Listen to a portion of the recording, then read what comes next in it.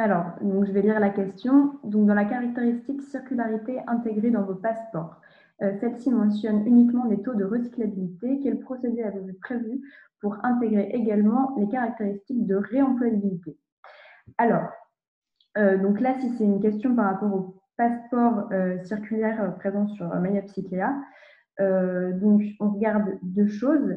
On regarde d'abord toutes les matières qui sont intégrées au produit. Donc là, on va parler de matières recyclées, mais on s'intéresse aussi donc aux prochaines vies des produits. Donc en effet, si le produit il est prévu pour pouvoir être réemployé et qu'il y a donc des filières, par exemple de réemploi ou de partenariat avec des associations, c'est tout à fait décrit en fait dans les passeports dans les prochaines vies. Donc est-ce que je réponds à votre question? Oui. Et si je peux compléter, pour Target, on retrouve cette information dans le Material Health Statement. Donc, voilà. Donc, comment peut-on décrire en amont alors, pour les diagnostics ressources, l'audit visuel semble indispensable? Alors, là, c'est encore une question par rapport à MyOpsyCléa. En tout cas, si c'est le cas, donc en fait, il y a deux choses. Il va y avoir d'une part donc, le passeport circulaire qui permet de caractériser le produit de manière générale, mais après, donc, on fait ce qu'on appelle des gisements, où là, on associe donc un passeport circulaire avec une quantité de matière et une localisation, et là, pour le coup, ça permet de caractériser plus précisément le gisement de ressources. Après, également, donc, dans la partie information complémentaire des passeports circulaires, il est aussi possible d'avoir des informations donc, sur le visuel, les dimensions du produit. Donc ensuite, il y a une autre question. Donc, comment peut-on garantir la composition en reprenant des revêtements d'origine diverses? Donc là, peut-être que c'est plus pour vous, Myriam. Oui, tout à fait. Donc, dans l'exemple de la moquette, ce qui nous intéresse, c'est forcément notre EcoBase qui peut être recyclé, et c'est le nylon qui va partir chez Aquafil. Donc, pour le nylon, on a en fait des scans qui savent identifier le type de fibre, et donc on va pouvoir les séparer, les mettre de côté. Après, pour tout ce qui est autres sous-couches, donc elles ne seront pas utilisées dans les produits Target, et elles seront utilisées en cimenterie. Alors, la cimenterie, on a bien compris qu'il y a deux choses dans une cimenterie. Il y a la production d'énergie et il y a aussi la production de matériaux de construction. Donc, voilà, c'est un procédé très spécifique qui permet soit de faire de l'énergie, mais aussi, et c'est là que sont utilisés tout ce qui est résidus minéraux pour refaire des matériaux béton, ciment, qui seront utilisés après dans la construction. Voilà. Mais on fait très attention. Donc effectivement, chez nous, quand on récupère des matériaux, eh bien, soit on peut les réutiliser dans nos produits, soit ils partent en filière, soit une filière qui existe, soit ils partent en récupération d'énergie. Voilà. Mais ça va être un sujet de toute façon pour tous les matériaux à longue durée de vie, parce qu'avec les réglementations qui ont changé, l'état de l'art au niveau scientifique, il y a malheureusement encore beaucoup de produits qu'on ne saura pas caractériser, et je ne pense pas que des personnes puissent prendre la responsabilité de mettre ces produits à disposition de clients, d'autant plus que que ça va être utilisé dans le milieu intérieur. Donc typiquement sur des revêtements de sol vinyliques qui contiendraient des substances dangereuses, donc nous on ne les reprend pas. Le post-use est utilisé pour faire des équipements de signalisation qui ne sont plus du tout qui n'ont plus rien à voir avec des revêtements de sol. C'est aussi du downcycling parfois. Mais il faut vraiment aujourd'hui que les produits soient conçus avec cette fin de vie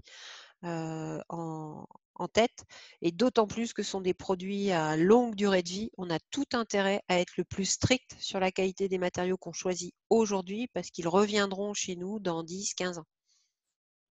Donc c'est pour ça que Target n'a jamais, s'est très vite orienté, par exemple sur le PVC, vers la substitution des phtalates, parce que les débats étaient déjà là il y a 10 ans, et ils sont toujours là. Et malgré les décisions qui sont prises par l'ECA, par exemple, il y a toujours une suspicion. Donc voilà. Donc la sagesse, c'est d'anticiper et d'appliquer des principes de précaution. Merci. Après, donc, je revois qu'il y a encore une question donc, par rapport au passeport circulaire. Après, on va sûrement prévoir donc, un prochain webinaire pour vraiment parler de comment est-ce qu'on caractérise les produits via des passeports. Mais je vais quand même répondre à votre question. Donc, par rapport à l'évaluation, en fait, il y a les évaluations elles sont de deux ordres. Donc, vous avez des pictogrammes qui apparaissent donc, en noir et blanc lorsque l'information est autodéclarative, c'est-à-dire quand c'est simplement des valeurs qui sont données par le fabricant, et ça peut être également des documents qui sont joints donc, au passeport, qui sont réalisés par les fabricants eux-mêmes. Après, lorsqu'on a donc, des documents justificatifs par des tiers, donc, par exemple, je pense aux fiches FDES, ou ça peut être par exemple aussi des analyses de laboratoire. Là, ça permet de valider l'information et donc d'obtenir des pictogrammes colorés. Après, je ne vais pas rentrer dans le détail de chaque justificatif par rapport à chaque critère, mais tout cela, c'est détaillé. Donc, quand vous êtes sur Mediopsychea, vous avez un petit onglet avec une petite loupe et un œil qui vous permet d'expliquer tous les justificatifs possibles par rapport aux critères. Donc voilà, après je le dis, on va sûrement organiser un prochain webinaire pour rentrer plus dans les détails des passeports, comment est-ce qu'on les remplit et quelles sont les informations précises dans ces passeports. Donc ensuite, il y a une autre question pour vous, Myriam. Par contre, je tiens encore à souligner, si jamais vous voulez poser vos questions directement, il est vraiment possible d'activer vos micros. Là, pour le coup, je les ai débloqués, donc vraiment, il n'y a pas de souci. Mais donc, je vais quand même poser donc, la question d'Aline Palmade, donc de la société Cadieu à Locronan en Bretagne, qui vous demande, Myriam, donc comment est-ce que ça se passe par rapport au conditionnement des produits et comment est gérée la circularité des emballages? Bah, nous, on fait des emballages qui sont de toute façon traités dans des filières emballages industriels et commerciaux, donc ils ne sont pas encore dans les filières municipales.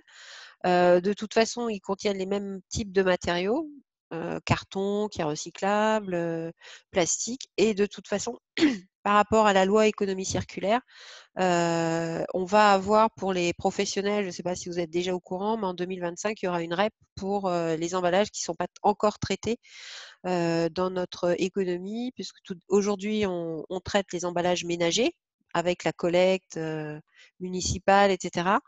L'obligation va aussi être donnée de traiter sous forme d'une REP emballage également tous les emballages commerciaux, etc. Donc ça va se mettre en place rapidement. Mais bon, comme tout industriel, nous, on travaille avec des sociétés qui collectent et recyclent les emballages. Donc, je pense que nos clients le font aussi. On ne le fait pas encore dans l'offre Restart, on n'intègre pas les emballages. De toute façon, nos clients ont aussi d'autres emballages, donc il faut plutôt viser à la massification des flux pour le moment. Mais bon, tout ça, ça va encore bouger avec la réglementation qui va se mettre en place.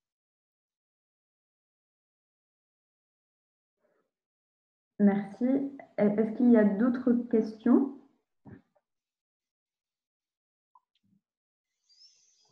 Alors, dans le bâtiment, la consommation d'énergie durant l'exploitation est un des principaux enjeux. Avez-vous des projets et des exemples qui ont traité spécifiquement ce point? Donc, la consommation d'énergie durant l'exploitation. Alors de notre côté, oui, puisqu'on a ce logiciel de life cycle costing. Donc on travaille en conception, développement produit sur des qualités de surface qui permettent de limiter l'utilisation de détergents, de traitement de surface. Dans la conception, on a aussi des produits, il ne faut pas oublier qu'ils ont une longue durée de vie. Et donc avec le logiciel de LCC qui est à disposition, Fanny, tu pourras confirmer, j'ai vu que tu étais dans la conférence. Le LCC est un type de calcul qu'on peut faire avec nos clients pour identifier quelles sont les consommations tout au long de la vie du revêtement de sol et optimiser aussi cet aspect-là. Oui, alors on commence à utiliser le LCC, mais ce qui est compliqué, c'est que souvent chez les maîtres d'ouvrage, on est des personnes qui s'occupent de la construction et des personnes qui s'occupent de l'entretien, donc c'est pas toujours évident d'aller dans le coût global du bâtiment, quoi. Ouais. Donc, encore une fois, c'est des pratiques qui ne sont pas encore développées chez tous nos donneurs d'ordre, hein, c'est ce que je disais. Intégrer la circularité au moment des achats, ce n'est pas fait. Donc, le coût d'exploitation n'est pas forcément pris en compte dans les achats publics, par exemple, si on pense à un projet d'équipement d'une école ou d'un hôpital. Mais on est proactif et on propose cette évaluation à nos clients.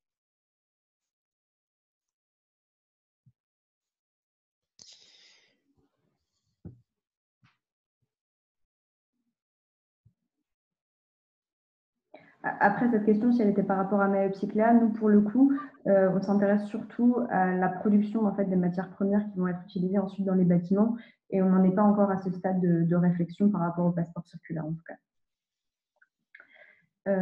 Est-ce que vous avez d'autres questions ?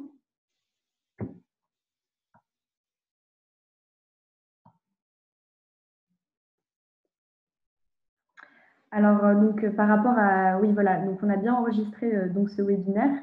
Il y a une question qui a été envoyée donc, en privé. Donc, par rapport… Voilà, on va vous envoyer en effet cet enregistrement. Vous allez recevoir également des supports par rapport à cette alliance bâtiment circulaire et au principe du site aussi. Donc, vous allez tout ça, enfin, recevoir tout ça prochainement par mail.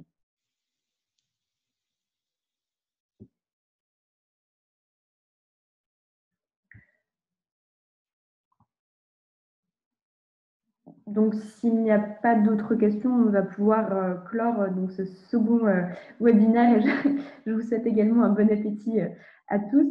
En tout cas, merci d'avoir été présents aujourd'hui. Voilà. Donc là encore, j'insiste dessus. L'idée, c'est vraiment pas de faire de la publicité par rapport à Maëpsycléa, mais vraiment de pouvoir échanger toutes nos connaissances et toutes nos idées donc, par rapport à l'économie circulaire. Donc, je vous invite aussi, voilà, si vous avez des envies de partage, en tout cas d'informations et de concepts et d'idées, à nous contacter donc, directement Upcycléa. Donc voilà, si vous voulez intervenir pour les prochains webinaires qui auront lieu. En tout cas, voilà, je vous remercie et merci beaucoup à Myriam Trégifaxa de l'entreprise Target pour cette présentation qui était très intéressante et très complète. Donc, je vais pouvoir clore cette réunion et vous souhaite un bon appétit à tous. Merci beaucoup pour l'invitation et à bientôt. Au revoir. Merci. Au revoir. Au revoir. Merci, au revoir. Merci, au revoir.